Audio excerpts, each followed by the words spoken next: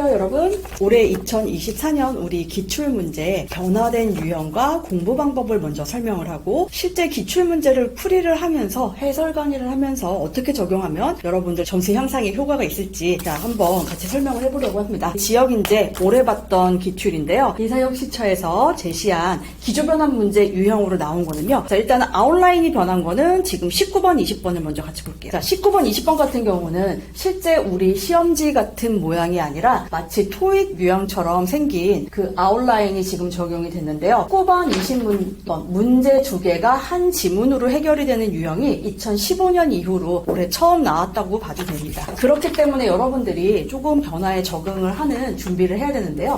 이런 식으로 지금 실용영어 느낌의 아웃라인이 나와 있지만 사실 이거는 본질적으로 여러분들이 신경 써야 될 부분은 아니에요. 그냥 요런 포맷으로 썼지만 우리가 아는 내용이다. 그리고 학문적인 내용, 아카데믹한 그런 지문보다는 실용영어나 토익에서 나올 법한 지문이 나왔다. 그 정도만 여러분들이 알면 돼요. 그러면 이런 거는 어떻게 하느냐? 여러분 건반 내지 않으면 쫄지만 않으면 얘네들은 굉장히 쉽게 해결할 수 있는 유형이거든요. A에 들어갈 말로 적절한 것은 그랬는데 여러분 이거 우리 맨날 보던 빈칸 유형이죠? 그러면 빈칸 유형이긴 한데 빈칸 유형이 지금 어디가 나와 있냐면 서브젝트에 있어요. 여러분 서브젝트가 한국말로 주제죠? 그래서 결국 얘는 주제 찾기 유형입니다. 새로워 보이지만 결국은 빈칸 완성과 주제 찾기를 같이 결합해 놓은 유형이라고 보면 돼요. 어려울 거 하나도 없죠?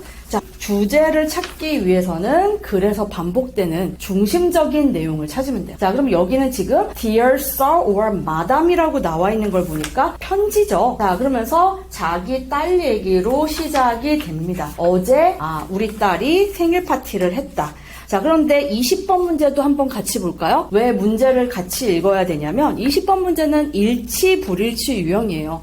그러면 우리 주제를 찾으면서 글 전체를 스캔할 때 일치, 불일치도 같이 해결을 할 수가 있겠죠? 그렇기 때문에 여러분 1번, 20번의 1번 유형 한번 볼까요? 1번 선택지 볼까요?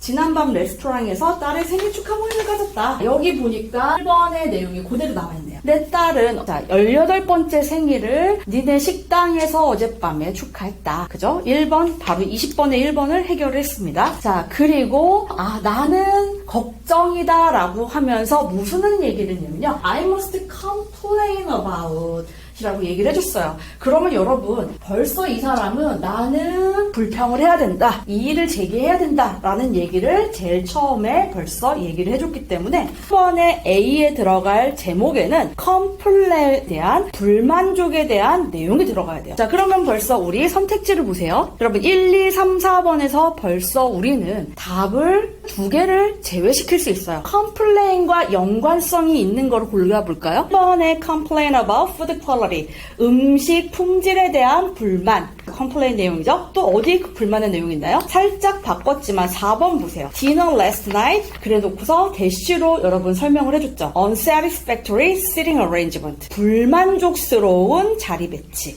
그러면 1번 아니면 4번인데 여러분 4번에는 굉장히 디테일하게 지난밤이라는 얘기까지 방금 읽었던 내용까지 들어가 있어요. 9번을 해결하기 위해서는 우리가 글 전체를 봐야겠죠? 그 다음 거 봅시다. 글 쓴 사람의 입장에서는 12명 테이블을 예약했다라고 나와 있어요. 12명을 위한 자리를 예약했다기 때문에 20번 문제가 여기서 해결이 됐네요. 참석할 손님의 수를 레스토랑 측에 12명이라고 알려줬죠? 2번이 틀렸네요. 20번에 2번 해결했고요. 하지만 요거 같이 보면서 우리 19번 문제도 같이 봅시다.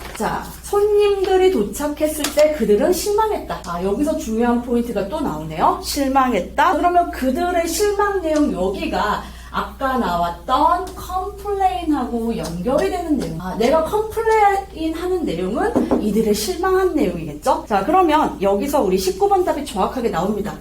그들은 무슨 얘기를 들었냐? 바로 impossible to have everyone at the same table. 같은 테이블에 모두가 앉을 수가 없다라는 얘기를 들었어요. 그랬을 때 우리 1번하고 4번 아까 골라놓은 것 중에 4번이 정답이 되겠죠? 그 다음에 우리 이렇게 실용영어와 토익 유형으로 포맷이 바뀐 것 외에 유형이 약간 변화된 것들이 있습니다. 우리 시험은 아직은 100% 지금 기조변화 문제로 전환이 안 됐어요. 약간의 맛보기 정도긴 한데 우리보다 먼저 시험을 본 2024년 국가직 9급, 지방직 9급 시험에서는 조금 더 변화된 모습을 많이 보여줬거든요. 자, 그 대표적인 것 중에 하나가 생활영어 문제가 3문제로 늘어났다는 거. 우리는 아직 기조전환 예시 문제 2번 본 거하고 원래 작년까지 봤던 유형의 과도기적 형태였다면 다른 2024년 국가직 지방직 9급 문제에서는 조금 더 기조변환 문제에서 제시됐던 것과 가까워졌거든요. 자, 거기서 우리가 봐야 될 거는 생활영어가 레이아웃을 이렇게 생활영어 토익 포맷으로 바꿔서 보여줬다 라는 것을 알 수가 있습니다. 6번 같은 생활영어 유형의 A, B라는 알파벳 문자 대신에 사람 얼굴이 그려져 있는 마치 우리 카톡이나 DM 같은 그런 유형으로 포맷이 바뀌어 있어요. 근데 포맷만 바뀐 거지 사실 A, B를 사람 얼굴로 대체한 것과 차이가 없어요. 그래서 그런 것들을 여러분들이 마음의 준비를 하고서 시험장에 들어가면 어렵지 않게 문제를 다 해결할 수 있다. 그렇게 생각을 하면 되겠습니다. 10번 한번 보실까요? 10번 같은 경우는 지금 제목 문제예요. 글의 제목은 어떻게 정해지나요? 요거를 우리가 내용과 이론을 알면, 독해의 이론을 알면 굉장히 쉽게 해결할 수가 있는데요. 제목이라는 거는 글의 주제에다가 흥미 요소를 더해진 게 바로 제목이에요. 제목이라는 거는 글의 주제에다가 흥미 요소. 우리 제목을 보고 낚여서 인터넷에서도 클릭을 하잖아요. 똑같은 원리입니다. 유튜브도 썸네일 보고 우리가 클릭하듯이 글도 읽기 전에는 제목을 보고서 클릭을 하게 돼 있고 골라서 읽게 돼 있어요. 그래서 주제는 포함하면서 우리를 낚을 만한 흥미 요소가 들어간 게 제목이에요. 그럼 기본은 뭐부터 찾아야 되느냐? 결국은 주제 찾는 문제랑 똑같은 유형이 되는 겁니다. 자, 그러면 주제를 찾아볼게요. 선택지를 먼저 보면 굉장히 유리하다고 했는데 1, 2, 3, 4번에 보면 키워드가 겹치는 건 하나도 없어요. 1번은 창의성, creativity에 대한 내용이고 2번은 good listener에 대한, 잘 들어주는 사람에 대한 내용, 3번은 illusion, 환영, 마법에 대한 내용이고요. 4번은 curiosity, 호기심에 대한 내용이에요. 이렇게 1, 2, 3, 4번이 다 다른 경우에는 난이도 중하라고 생각하고 여러분들이 접근을 하면 돼요. 난이도 중하라는 거는 1분 미만에 해결하고 정답도 맞출 수 있는 유형이에요. 자, 왜 1, 2, 3, 4번이 다른 게 난이도가 떨어지냐면요. 첫 번째 문장에 보면 여러분, 문장의 핵심은 동사입니다. 주어 동사예요. 이 날짜에, 그러면 이 사람이 대규모의 군중들한테는 뭘 보여줬냐면 코끼리가 사라지게 만들면서 놀라게 했다라는 내용이 나왔어요.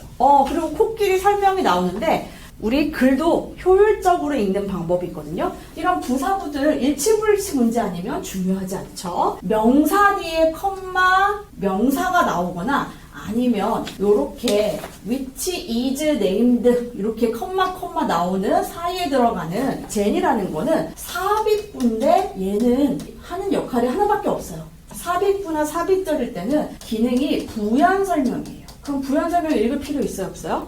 없어요. 그 다음에 내용 보니까 여기 무슨 내용 나왔어요? 코끼리가 사라졌다. 여기도 그 코끼리는 사라졌다. 똑같은 내용이에요. 그러면 볼 게 없죠? This remarkable illusion. 이러한 놀라운 마법, 환영이라고 나왔는데 그 내용은 앞에서 언급됐던 코끼리가 사라지는 내용이에요. 코끼리가 사라지는 내용이 나왔기 때문에 지금 여러분들이 일루전 3번 골라서 틀리도록 유도하는 유형이긴 한데요. 글 전체를 내용을 얘가 잡고 있는지를 봐야 돼요. 얘가 끝까지 그 내용이 가는지 아닌지를 보면 쉽게 문제를 찾을 수가 있어요. 왜? 주제라는 거는 무엇에 대해서 그 글을 썼느냐가 바로 주제예요. 그래서 글에서는 한 주제로 일관성이라는 게 나오게 돼 있거든요. 일관성이라는 거는 뭐예요? 처음부터 끝까지 같은 내용이 돼야 돼요. 처음에는 계속 마술 얘기를 했죠. 마지막 문장으로 가보세요. 이 일관성이 유지되는지 한번 볼까요? 마지막 끝에 문장 보니까 뭐가 나와 있어요? Cultivating curiosity. 호기심을 키워주는 것은 이렇게 나와 있어요. 호기심을 키워주는 것은 이렇게 나와 있고요. 상황을 관련성 있게 해주고 질문을 할 수 있게 해준다라고 나왔어요. 마지막 문장에서도 또 뭐가 있어요? 너의 호기심을 포용해라 라는 내용이 나왔어요. 그리고 뒤에도 보니까 다 호기심이네요. 우리가 봐야 될 거는 4번 curiosity를 봐야 돼요. 그러면 여기서 진짜 하고 싶은 얘기는 앞부분에서 시작한 illusion이냐 뒤에서 시작한 curiosity냐 이걸 봐야 되는데요. 중간 부분을 크게 읽으면 되거든요. 앞에서 이 illusion 얘기는 왜 했어요? 사람들한테 wondering how, 그 방법을 궁금하게 했다라고 얘기를 했어요. 얘들아, 방법을 궁금해하게 하는 거, 그게 바로 뭘 자극한 거야? 호기심을 자극한 거 아니야? 그래서 그 다음 보니까 어때요? 여기서부터 curiously, embrace curiously 이런 내용이 계속 연결이 되는 거예요. 그럼 이 글의 주제는 뭐냐면 바로 curiously, 호기심이었어요. 그럼 앞에 일루전은 왜 나왔어요? 호기심에 대한 도입 부분이에요. 여기를 우리가 인트로라고 얘기를 하는데 이런 도입 부분에서는 결국은 뭘 해준 거냐? 호기심이라는 주제를 꺼내기 위해서 밑밥을 깔아준 거예요. 그러면 얘 같은 경우는 실제로 여러분들 저랑 같이 공부를 하고 독해 이론을 배우고 기출문제를 풀면서 공부를 하면 이런 문제는 30초 안에 해결을 하고 정답도 맞출 수 있어요. 그래서 여러분들이 독해 문제 시간 걸리는 거에서 이렇게 준비를 하면 되고요. 그 다음에 이번에 나온 어휘 문제 공부 방법을 간단하게 얘기를 할게요. 어휘는 아무리 유형이 바뀌어도 여러분들의 노력을 측정할 수 있는 부분이기 때문에 반드시 꼭 출제가 되고요. 그런데 어떻게 공부를 해야 시간도 적게 걸리고 득점도 높일 수 있느냐? 1번하고 4번 문제가 각각 다른 문제라고 생각하면 그거는 공부를 제대로 하지 않은 거예요. 1번 문제에서는 지금 빈칸이 어디에 쳐져 있냐면 ignore에 쳐져 있죠? ignore 뜻이 뭐예요? 무시하다예요. 요거 모르는 학생들 없을 거고요. 그 다음에 4번 문제 보세요. 4번에는 look down on에 밑줄이 쳐져 있는데 자, 아래로 내려다보는 거니까 얘도 결국은 뭐예요? 무시하다, 깔보다의 뜻이죠. 1번하고 4번은 지금 얘가 유의어잖아요. 어떻게 공부를 했어야 되냐면요. 수업 시간에 리뷰 테스트를 보거나 기출문제를 리뷰를 해줄 때 항상 이런 식으로 PPT에 설명을 해줘요. 요거는 뭐냐면 우리 어휘 공부를 할 때는요. 항상 4문제가 나오기 때문에 5문제 나올 때도 있어요. 4에서 5문항을 나오는데 시험안에서 아까 전체 시험에서는 한국사를 최소한의 시간에 최대 득점을 해야 우리가 합격 확률이 높아진다고 했는데 영어 고득점을 하기 위해서는 어휘를 최소 시간에 최대 득점을 해야 돼요. 그러면 얘는 어떻게 최소 시간을 들이느냐? 암기를 할 때 ignore 무시하다 따로 외우고, 그죠? disregard 무시하다, remember 기억하다, understand 이해하다, acknowledge 획득하다 이렇게 생각하면 하나하나 보면서 문제를 풀면 안 돼요. 어떤 식으로 문제를 해결해야 되냐면요. ignore이랑 같은 거를 의미가 같은 유의어를 그룹핑을 해서 외우세요. 그룹핑을 해서 외워야 여러 개를 한꺼번에 외울 때는 힘들겠지만 문제를 굉장히 빠르게 정확하게 풀 수가 있어요.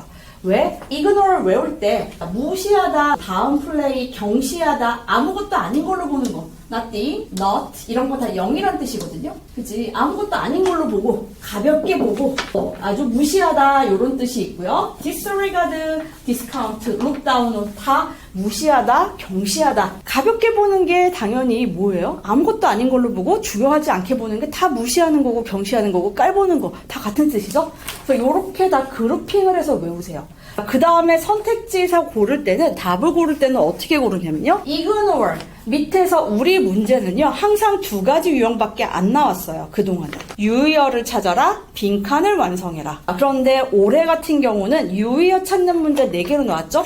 우리 시험 문제에서 반의어를 물어본 적은 한 번도 없습니다.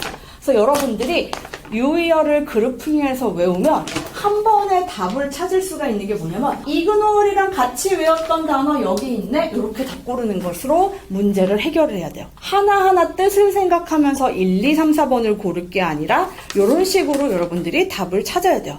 그때 내가 외웠던 거에 같이 있던 거 1번 이런 식으로. 그러면 4번도 어떻게 되겠어요? 4번도 마찬가지로 지금 똑같아요.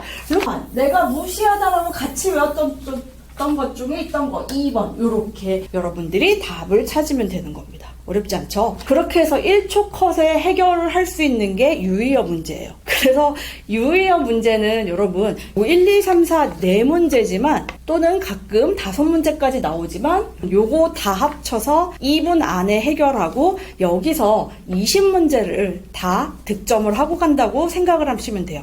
왜냐하면 우리 문제가 여러분 전략 얘기를 계속 하는데 1번, 4번 한꺼번에 합쳐서 지금 30초도 안 걸렸어요. 그런데 각각 다 5점씩이에요. 아까 읽었던 19번, 20번 같은 시간도 걸리고 읽어야 할 양도 많은 독해 지문이나 아니면 요런 어휘나 우리한테 배점이 똑같이 5점이에요. 그러면 여러분들 어때요? 시간 덜 걸리고 문제 난이도 낮고 똑같은 5점인 어휘에서 점수를 깔아주고 가야 기본 점수가 생기고 거기다 여러분들이 하나씩 점수를 빌딩해서 고득점을 할 수가 있는 거예요. 그래서 우리의 핵심, 전략이 중요하다. 전략의 핵심은 시간 배분이다. 전반적으로, 전체적으로 1시간을 잘 활용하는 데는 한국사가 그저 받쳐줘야 된다. 그 다음에 우리 영어만 봤을 때는 독해에서 시간 투자를 해야 되기 때문에 여러분들이 어휘에서 최단 시간, 여러분들이 언어 푸는 어휘력이 쌓이고 문제 푸는 연습이 되면 1분 안에 5문제도 다 해결을 할 수가 있어요. 그래서 여기서 세이브한 시간을 갖고 우리가 독해 난이도 어려운 문제에 투자를 해야 됩니다. 어렵지 않죠? 그래서 전반적인 변화 유형과 그 다음에 우리가 고득점을 하기 위한 공부 방법에 대해서 설명을 했는데요. 우리 학원에서는 굉장히 체계적으로 어휘도 제공을 해주고 이런 식으로 항상 여러분들한테 리뷰 테스트나 풀이를 해줄 때도 내 강의에서는 여러분들한테 유의어를 그룹핑을 해줘요. 그룹핑을 해서 여러분들이 처음에는 뜻만 외우기에도 급급한데 그룹핑을 처음부터 해서 가르쳐주기 때문에 아마 굉장히 시간과 노력을 세이브할 수 있을 거예요.